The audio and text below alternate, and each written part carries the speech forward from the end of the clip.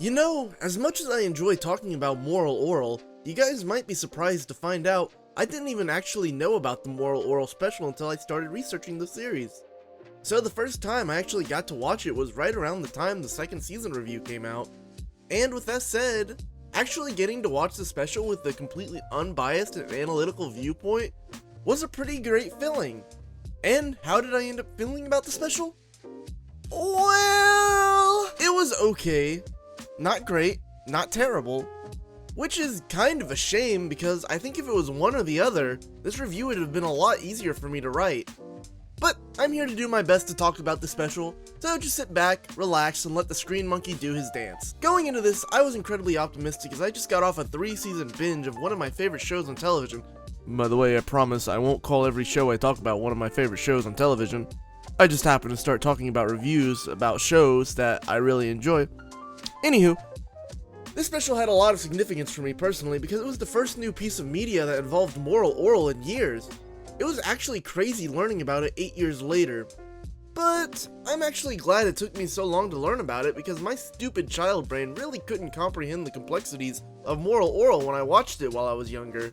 Compared to my dumb adult brain now anyways. The Beforel Oral Special Trust came out on November 18th, 2012, nearly 4 years from the series finale which aired December 19th, 2008.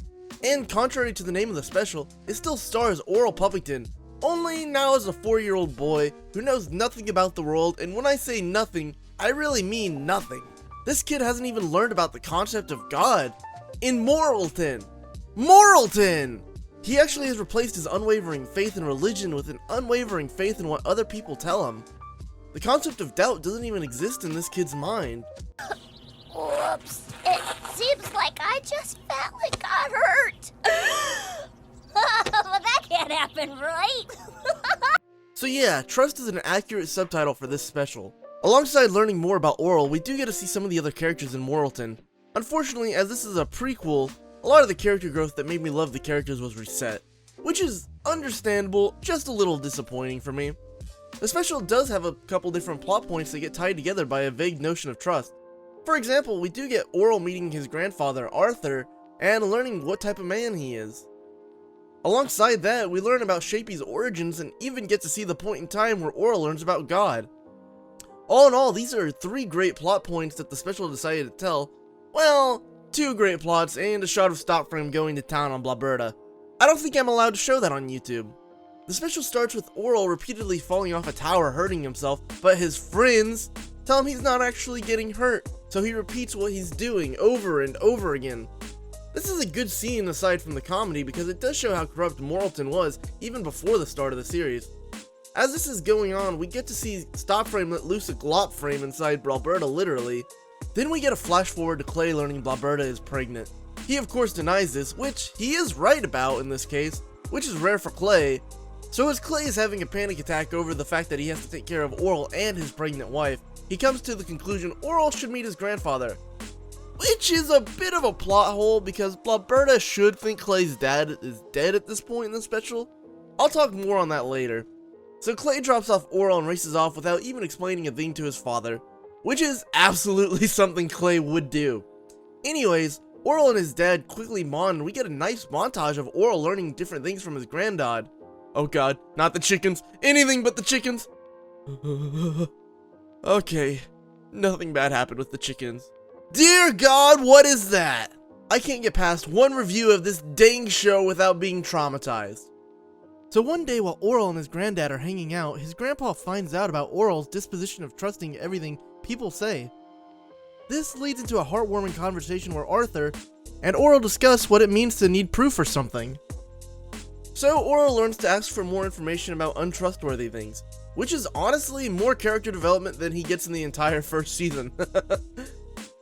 After this montage of events, it's about time for Blobberta to have Shapey, showing that 8 months have passed since Oral went to visit Arthur, and Clay goes to pick him up to be there for the birth of Shapey, which is another thing I find a bit weird. A large part of this special is Clay not wanting to tell Oral things, and he's already visibly nervous about Oral seeing a live birth, so why not wait until after Shapey's born? It does lead to a funny gag about Clay driving all the way to Sinville, then all the way back to Moralton, while Blobberta is in the car going into labor, so I guess I can forgive it. Anyways, Shapey is born and Clay doesn't really know how to explain the birth, so he goes ahead and tells Orel about God. This leads into Orel asking for proof. God is someone that we Christians never see, but he's the answer to everything. And all we need to do is make him happy. Always. But if we can't see him, how can there be proof that he's there? Proof? Now where did you hear it? Grandpa! Grandpa. I see. Which causes the whole town to go nuts. In the end, it gets turned around on Orel as he needs to prove himself to God, instead of vice versa. Easy enough, so how does he do that? Where are you taking your baby, sissy? Ha! I'm gonna kill him! For God! Let me explain for all you non-religious people out there. There's a story in the Bible about Abraham and his son where God wants Abraham to prove himself by sacrificing his child. Of course, in the story, God stops him right before his son is sacrificed. This leads to Orel trying to sacrifice Shapey in order to prove himself to God. Fortunately, before he carries out his plan, Arthur learns about it and plans to stop Orel, so he rushes to Morrilton to stop him. Back with Orel, he decides the perfect place to do the sacrifices at the church, and his friends decide to follow him when they learn about the plan. So, as the tensions rise and the blade falls, Orel nearly kills his brother when Arthur shows off how agile of an old man he is and kicks the blade out of Orel's hand. And into Doey's head. Serves him right for making Orel hurt himself with the other kids. Orel, already indoctrinated by the town at this point, believes God saved Shapey by sending Arthur. This really disappoints Arthur, and Clay finally arrives to meet up with Orel. As Orel is taken to the police station for questioning, Clay and Arthur get to catch up, leading to a conversation where Clay gets belligerent with his father and says Orel will never meet with him again. Because I felt worthless. You're not even worth it. Not worth it?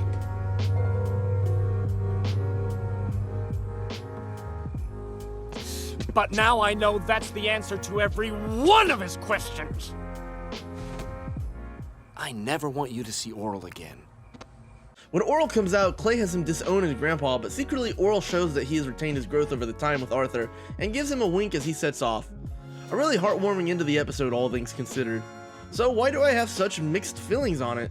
Well, let me make a case here. This special has a lot crammed into it, arguably maybe just a bit too much. In my mind, it feels a bit bloated and maybe even rushed. I would have much preferred to see some more bonding between Orel and Arthur instead of just a 5-minute scene, considering a lot of the hype for this special is them meeting.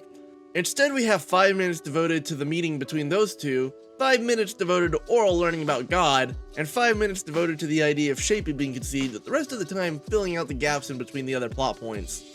I would have really loved it if we had more time to develop things compared to the 22 minutes we had.